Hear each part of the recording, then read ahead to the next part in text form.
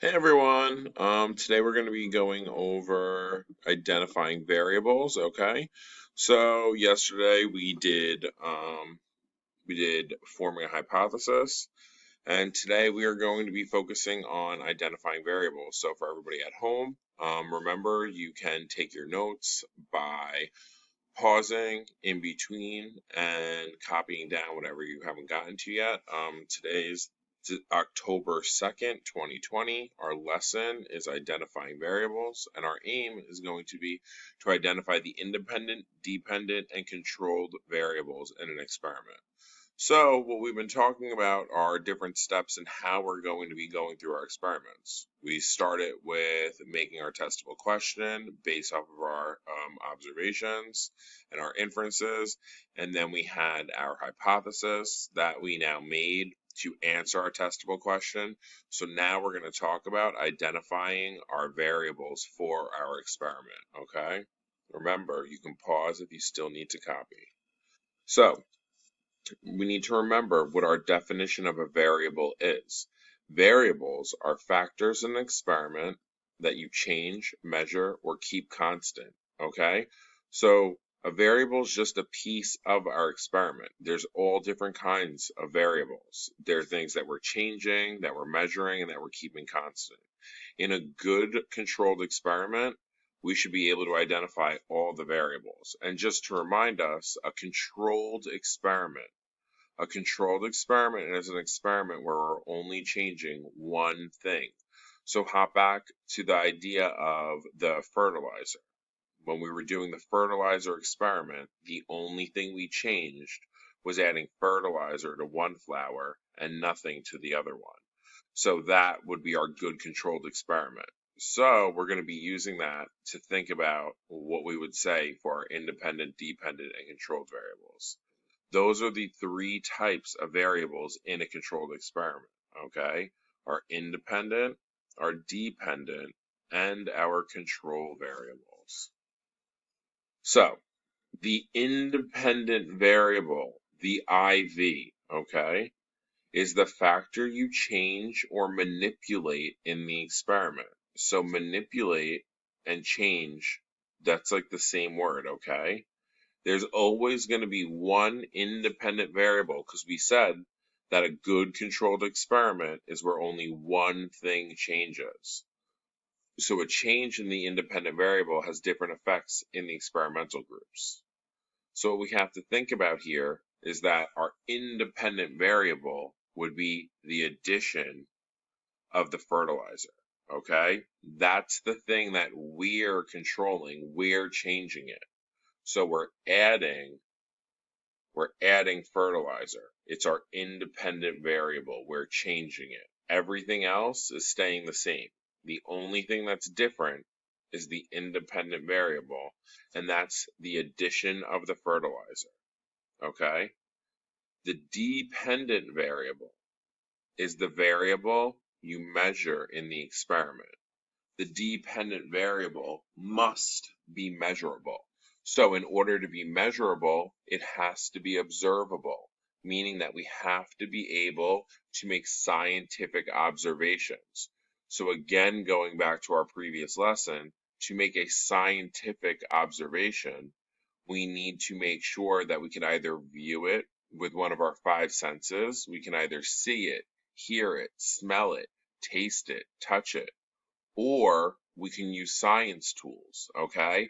And that's typically what's going to be happening. So for example, in our fertilizer experiment and testable question, we're measuring the height of the flowers, okay?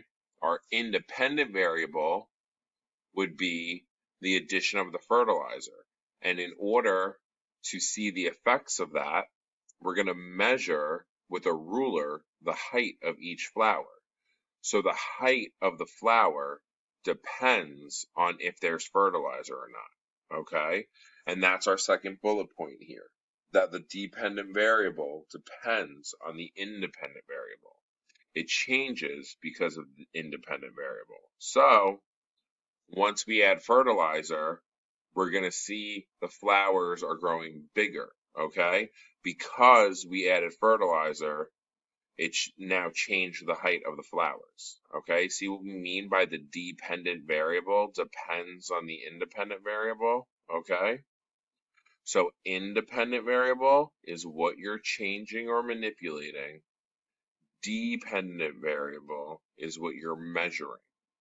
Okay, that's something that you're going to have to go over a couple of times. It's hard to remember.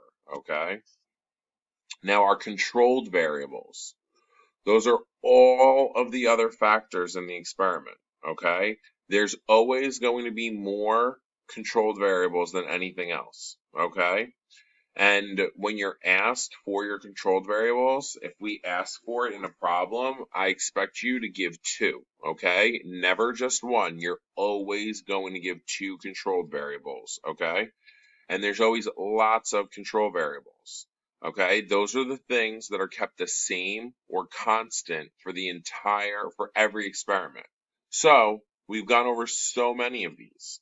If we think back to our fertilizer experiment, we said we keep the pot the same, the amount of soil the same, the type of flower the same, the amount of sunlight, the amount of water, everything's the same. Those are all controlled variables. They're things that we, as the person or scientist doing the experiment, are keeping the same to make sure that the experiment goes the way it's supposed to go. Keeping controlled variables constant is important in a controlled experiment. You want to make sure that only the independent variable changes so that we know that that's the specific thing that's causing the changes. Okay, remember we talked about this with the fertilizer experiment?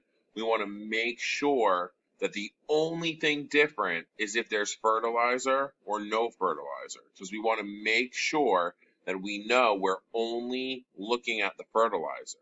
If we change the amount of sunlight or the amount of water, we wouldn't be measuring fertilizer at that point. We'd be measuring multiple things. So our experiment, it would be faulty. We'd be making mistakes. So everything else needs to be kept controlled. So a way to remember it, if we look just up and down here, okay, we have mix, the word mix, M-I-X. I want you to remember mix when you're thinking manipulated or changed is your independent variable, and it's your x-axis. So whenever you have a chart, okay, the x is on the left, the y is on the right, okay? And your x is your independent variable, and that's what's changed. Remember the word mix, okay? And then we have the word dry, okay? And dry is your dependent variable, and it's what's recorded or measured, okay? That's what you write down, like we would be writing down the heights, and that's your y-axis, okay? These are mnemonic devices. They're ways to try and remember this so that you don't mix it up, okay? Mix, independent, changed, dry, dependent, recorded, okay? Remember those, and that's going to help you stay consistent with your variables, okay? And then you should just easily be able to remember controlled variables is the things that you keep the same, okay? So let's take a look at this example, and we've talked about it during this presentation. A student wants to determine the effects of fertilizer on plant growth. Identify the different variables in his experiment. So please pause and write down what you think the answers are on a separate sheet of paper. Okay, now that you are ready to go, here we are. Our independent variable, what we're changing, again, is the addition of the fertilizer. Our dependent variable, what we're recording or measuring, is the plant growth, the height of the plant. And then if we look at our controlled variables, there's so many of them. Type of plant, soil, amount of sunlight, amount of water, temperature. These are all things we're keeping consistent for both flowers, okay? You only need to give me two when I ask for controlled variables, but we're just providing multiple options. Let's do another example, okay? So, Michael wanted to see what kitchen cleaner worked best for cleaning her counters. Little mix up there, but that's besides the point.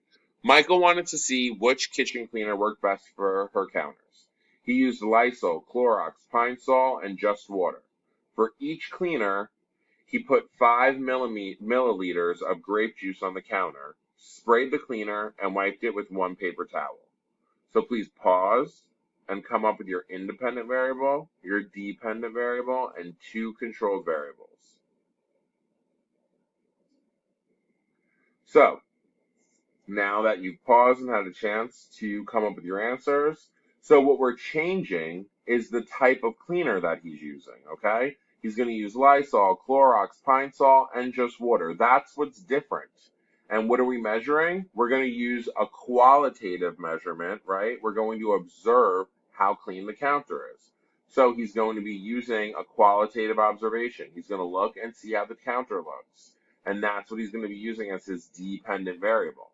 And for his control, he's always using 5 milliliters of grape juice, right? He's always using one paper towel. He's going to spray the same amount of cleaner. He's going to use the same type of counter, right? He's not going to do like one granite counter and then one plastic counter and then one metal counter. It's all the same counter, okay? Let's look at our last example. Darius wanted to test how the mass of a paper airplane affected the distance it would fly.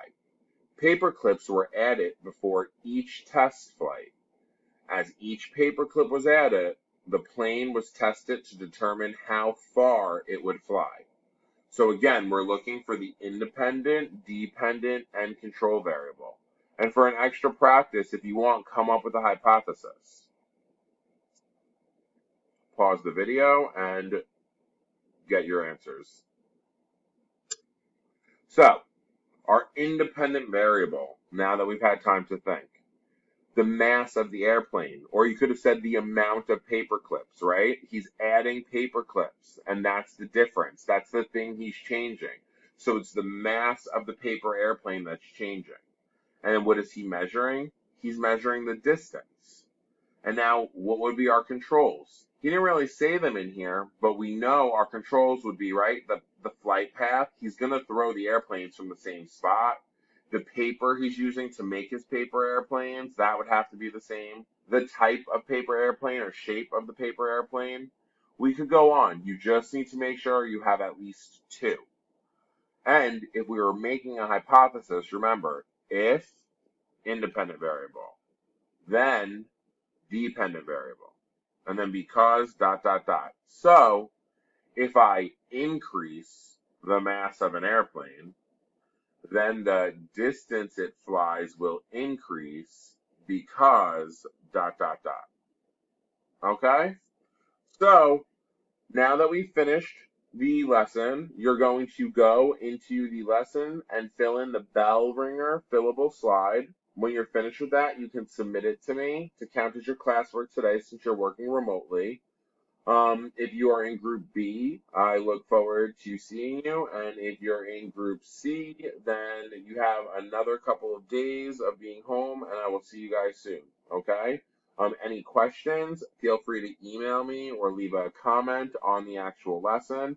And when you're done with the classwork, as always, the homework is posted in a separate assignment under under identifying variables homework, okay?